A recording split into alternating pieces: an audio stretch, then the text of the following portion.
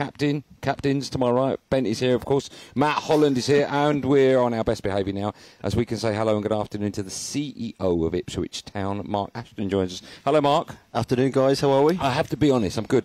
When you walked in, I looked past you. I was looking for someone quite old and grey. You're incredibly... It's a compliment. But when I was meeting like CEOs of football clubs, I expect them to be like double-breasted suits, maybe a pipe. Wow.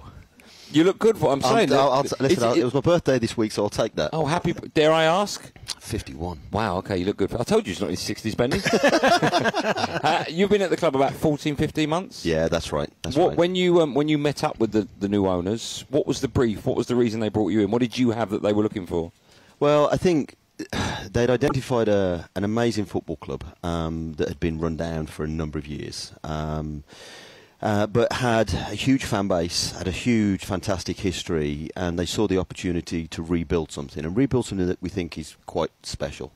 So they asked me to come in and take the reins and run the club on a day-to-day basis to put a plan in place for them that covers the whole club, both on and off the pitch. And 14 months in, I promise you I am a lot greyer than I was 14 months ago, we're on track with the plan. I think on the pitch, I think you'll see a style of play with Kieran that's progressive, that's entertaining, and off the pitch, when you watch the game tonight, you'll see pyrotechnics when the team comes out, the big screen's been put in, the digital advertising boardings have gone in, and today we've announced another year's sponsorship with a world superstar in Ed Sheeran. So I think the club's on a good trajectory. You spoke about the infrastructure. I mean, how important is it, not just because, of course, when people associate anything with football, it's always about on the pitch, but how important is it off the pitch infrastructure to get that right? It's absolutely key. I think if you just focus on the team, at some point the team will stumble. That always happens. And if the infrastructure isn't right behind that, then the whole club can crumble. And that's when you've seen teams drop from the Premier League right down to League One. You've got to build really solid foundations, and whether that's in the community trusts, whether that's in our commercial revenues, whether that's in our operations, our stadium, our home, our academy, you've got to build it all to build it, for sustainable success. And I'm delighted that Matt is here, because Matt has been really supportive and helpful in, educating me on this football club. And I think Matty would agree that we've made a lot of changes, and we're on a good trajectory. One of the biggest pieces of any jigsaw at football club is, of course, the man who picks the team, in Kieran McKenna. We've seen it actually with Michael Beale. We were talking about him before, who did such a great job alongside Steven Gerrard in Scotland, and also Aston Villa. Now he's got QPR to the top of the table. With Kieran McKenna, we talk about him.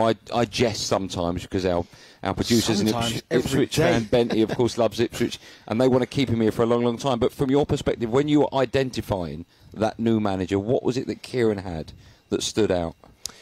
You ask a really good question. I think if you look at my managerial appointments across my career, they've normally been either first-time managers out of the blocks or young up-and-coming managers in their first or second appointment. So Eddie Boothroyd at Watford, Brendan Rodgers at Watford, had Malky Mackay, Sean Dyche at Watford, Michael Appleton at Oxford, Lee Johnson at Bristol City, Kieran McKenna here. They all have a very similar DNA, if you like. They're bright, well-educated coaches stroke managers who are willing to learn. And when I met Kieran, to be honest with you, we didn't talk about real football tactics at all, because I'd done my homework. We knew what he was about. We'd spoken to people in the industry. What I spoke to Kieran about was his values, his work ethic, his integrity, how he wanted to be part of something. And that came across within the first 2 minutes of meeting him. I just felt, yeah, OK, we've got our man here. And then, in fairness, Ed Woodward and Manchester United didn't want to lose him. They made that very clear, but they wouldn't stand in his way. And he felt that this was the right time for him. This was probably the only League One club he would have considered, he said. And I think since that point, you look at his performances, his win record, but also the way in which he approaches it, the way in which he's building this day by day. Again, I'll go back to it, but I think he's put the club on the pitch on exactly the right trajectory. Has he even surprised you, though? Because when you look at his record, it is certainly this season is outstanding. Surely you must be sitting back thinking, wow, I knew he was good, but to be that good. I think Does he surprise me? That's a really good question. And I would say, yeah, I think he does surprise me every single day. His work ethic is incredible. Can't get in the training ground before him. You know, he's in 6 o'clock at the latest, and his staff work really hard. But there's a plan and there's a methodology to everything he does. And when you speak to the players, they will say whatever happens in their careers, they don't believe they'll ever be coached better than they're being coached currently. Wow. And I think that's a testament to him. Whatever team he picks tonight, they'll be wearing at home an away kit. Is that right? The black away kit. That's correct. That's divided fans. I think, look, some fans, and I can understand and respect this, are really traditionalists. We've had unbelievable sales of the black kit. It's a kit that's been designed. Can you give us numbers? Yeah, we've sold over 11,000 shirts of the first kit, the third kit, the black kit. Over the home, away, and the third kit, we've sold just over 30,000 strips this season. It's incredible. It's smashed records like you wouldn't believe at this football club. And a part of that is because of the relationship with Ed Sheeran. In the black kit, he played a major part in the design. We've got his tour logo across the front of it. He's already worn it, publicly, and when he does something like that, it's global. So we sat there and we thought, Portman Road, Friday night, under lights, Derby County, live on Sky. This is an opportunity to do something a little bit different. It's a one-off. It won't happen again. And I understand it's divided people, but we wanted to put on a show that was maybe a little bit different. How much of that I know this is a difficult question. How much of that decision of Ipswich at home wearing an away kit is down to the kit makers and money, as opposed to just we want to do something a little bit different? I'm going to say zero, really. So the kit manufacturers, no input into it whatsoever. Okay. Commercially, we've sold a bizarre amount of this kit. So wearing it tonight, I don't think he's going to make those numbers massively different. It was genuinely, we sat down with the internal team and said, look, how do we put on something a little bit different, a little bit of a spectacular? There'll be pyrotechnics when the team comes out tonight. It's part of our Pack Out Portman Road campaign, where we've done discounted tickets.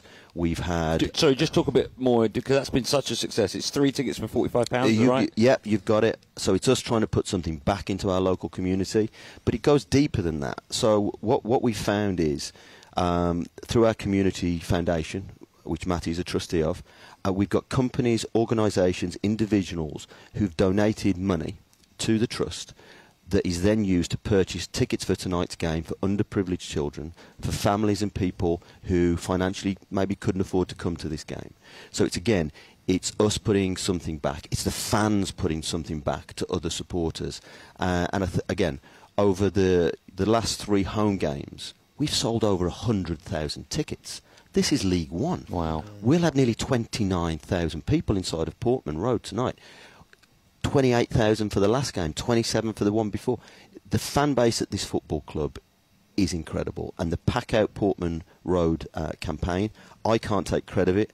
Luke Warren and the team behind the team have put this plan together, and the fans have got behind it. And I think what you're going to see tonight is a great game of football, an electric atmosphere, and something that's a little bit different in the black. I should bring Matt. Matt is still here. Sorry, Matt. To be honest, it's been great listening to Mark talk about the club. It's just nice to see the club on an upward trajectory, and it hasn't been the case for a long time. And from a player's perspective, playing week in, week out in front of a packed crowd, that's so important, isn't it, for the push? Oh, absolutely. I mean, the fact that we can get nearly 30,000 people inside Portman Road supporting the team, and where we are in the league as well, we're in a fantastic position. But the fans have been incredible. They have been right behind everything that Mark has done, Kieran McKenna's doing, the players are doing on the pitch, and we're in a great position now to get promoted. And just quickly as well, Mark, when I walked in, I noticed that you're building, you've bought land round here. There's going to be a hotel, is that right? What else can we expect? Well, yeah, we've acquired, we were with the council today, funny enough, walking the land and walking the site and walking the town. We've tidied up, if you like, the internal bowl at Portman Road. We've still got some work to do. We're going to extend the executive boxes. We're putting a brand new pitch in at the start of next season, so we'll have a hybrid pitch.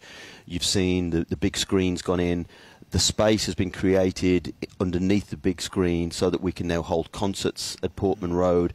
So the whole dynamic of the club is starting to change. We've got a great relationship with our local council, and we're going to work with them on a master planning exercise on the land around the stadium and around Portman Road to genuinely work in partnership to see how far we can build this football club out and take it forward. I have to tell you, I was 16 years at West Bromwich Albion. Big club, traditional club, great heritage and history. And I guess in my mind, I'd always thought, oh, West Brom's a bigger club than Ipswich, bigger fan base, etc. When I've come here, I'm blown away by the size of the football club. I underestimated the fan base. I underestimated the history and tradition. You know, we have a really active former players association. Matty, Simon Holland. We're opening tonight a new bar in the stadium. You know, to honour George Burley, a former manager of this football club. The history and tradition of this place is just incredible, and we have a responsibility to try and rebuild it. Well, it looks fantastic. Thank you so much for coming on our show. So, just one last question. Me and Bentley had a sneaky look round. Loads of great memorabilia pictures of. Yeah.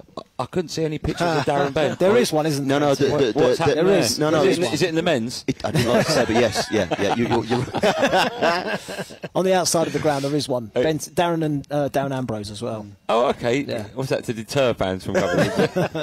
Listen, can I just tell you, these two gentlemen have been great. When we joined the football club, we understood we had to bring everyone together. So we held a series of dinners. One was with me, Kieran McKenna, and a number of the former players. And Kieran presented to the former players how he was going to take this forward on the football side. And they've been so supportive. We see a lot of Matty because he lives locally. You can't get rid of me. Darren's great. He's been back and forward. And I just want to say thank you to both of them because they've been incredible help to us. talkSPORT Drive with Andy Goldstein.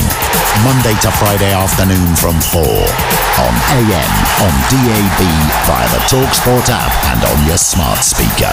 talkSPORT.